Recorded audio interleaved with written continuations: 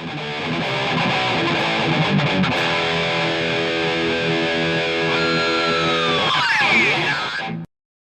everyone, this is Bobby from bn-games.com, and today we'll be reviewing a brand new Super Nintendo game.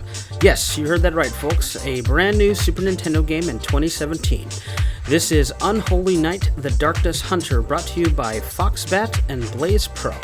Never heard of these companies before? Neither had I, but on the game's Kickstarter page you'll find a list of SNK Neo Geo projects the developers have worked on in the past to show that they have some pedigree with fighting games. Even though their Kickstarter failed, with only half of the funds they were asking for in March of this year, they still seem to have found funding to complete this project. Other than the Kickstarter page, there doesn't seem to be a lot of concrete history out on the web about when they started making the game or why they chose the SNES of all platforms, especially since this game would have been better as an AES-MVS game in my opinion. Regardless of the game's history and choice of platform, Unholy Knight the Darkness Hunter is an experience of highs and lows from the moment you open the box. The cartridge I received from Amazon is of the Super Famicom variety, but it fits in my original NTSC Super Nintendo. It feels like a solidly built cart and is semi-translucent. I've seen red and blue versions of these carts, which I believe signify the region they were made for. It comes with a nice full-color instruction booklet, but when you look closer you start to see the cracks. Unholy Knight is chock full of English, and by that I mean bad translation. Really bad translation. If you do not know what the word English means, Wikipedia's definition of English is, quote, a slang term for the misuse or corruption of the English language by native speakers of Asian languages. I'd prefer to think it was lazy translation on the part of the developer. Instead of hiring a native English speaker to translate the text, I assume they used Google Translate's text feature and called it a day. But, believe it or not, it adds to the charm of this game in a weird way, and I do not expect anyone to agree with me on that. Not to harp on the translation too much further, but I found that the werewolf character Wurzel had the best translation of all the other characters, and I found that sort of ironic. The rest of the game continues the trend of highs and lows, although admittedly mostly lows. Graphically, the game looks more like a later-gen Game Boy Advance game. It does not rekindle the same sort of sprite work the SNES saw back in the day.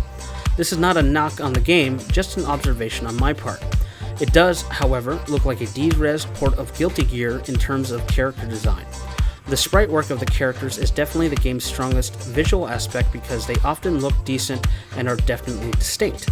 But, and here is a low again, they have some questionable animation for certain attacks, and as I said before, they feel way too reminiscent of Guilty Gear or BlazBlue. If you told me they were rejected characters from one of these games, I might have believed you. The poorest aspect of the game's visual presentation is with the backgrounds. I have no way to confirm this, however there are certain quote-unquote levels where buildings or cars, especially the cars, in the background look like JPEGs that were run through a 16-bit Photoshop filter. It is painfully obvious where they made shortcuts while developing this game. Not only are they distracting, but the background shifts as the fighters move from one side of the stage to the other, attempting to give off an illusion of depth. However, the jarring frame rate and implementation here only serve to highlight these background objects. I wouldn't want someone to make these available for Mugen, for example. Overall, the music of the game is pretty bad as a whole. There are only a handful of tracks, and one in particular repeats in story mode for 3 or 4 of the first story mode fights. You will not find yourself humming any of these tunes after a play session. I'll be completely frank. I found most of the music annoying, and I can't recall feeling that way about a Super Nintendo game ever before. I'd rather listen to the Mega Man X siren noise on repeat during the intro than some of these tracks. It can be that bad. The game's real fatal flaw is with its poor performance. This game has a completely unstable and poor frame rate no matter what stage or character is selected. It is a fairly choppy affair. Some of you might say, but they made this game for the SNES, what did you expect?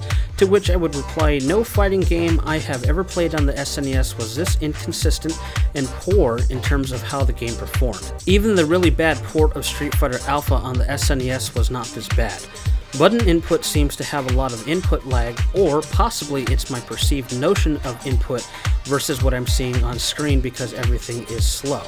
I do not have Digital Foundry's toolset to give you a breakdown of the frame rate or frame times, but I would bet good money that the game runs at sub 20 frames per second and has extremely out of sync frame pacing. You do not need special tools to gauge this is not a smooth experience in any way, shape, or form. That begs the question then, since the developer's pedigree is with SNK hardware, why didn't they release this on the Neo Geo AES or MVS arcade equivalent? I don't think anyone will ever know, but an educated guess would be that the SNES is still widely available at reasonable prices and exists in more potential customers' collections. Other developers have released games on old Neo Geo hardware before, and the cost to create the cards for those systems is much more than the SNES by far. Krautbuster by the NG dev team, which is in development, will likely be a $600 cartridge when it is finally released, as a recent example for the AES and MVS systems. So the game has a discount Guilty Gear aesthetic, sounds poor, and performs even worse. Does this game have any merit, at least in terms of gameplay? Well, sort of. You have 6 characters to choose from and a few of your standard modes to choose from. The arcade or story mode does what you would expect from a fighting game. Hint, hint, Capcom. You choose one of the 6 fighters and then fight each of the other 5 until you reach your atypical input detecting overpowered boss at the end. The game attempts to add some story context between each bout, but that English stirs its head again. I think the devs knew that the English was going to be distracting because the game will show the text for a moment and then it will force you on to the next bout. You get a very brief second to read and that's it. The enemy AI is fairly bad as a general rule. I never really had much trouble with the exception of the before mentioned overpowered boss. If you have ever played a fighting game before, especially a SNK fighting game, you will likely not find any real difficulty here. All of the playable characters have a distinct fighting style, and as with every fighting game that has ever been released, you have some characters that are more developed than others. I won't get into the minute specifics of all the characters. Comment below if you would like to see me make a separate video about that, but Wurzel, the werewolf, is by far my favorite. He is actually fun to play as despite everything I've said so far. To give you a clear idea of how he controls, he is like if Wolverine from MVC2 and Blanca had a werewolf child. He is fast, aggressive, and has some satisfying combos. He also has this crazy Zangief type special throw that is very gratifying when you land it. Otherwise, the sword character Blaze is the only other fighter of note in terms of feel. The others, at least for me, were either too spammy or, in the case of Reinhardt, boring.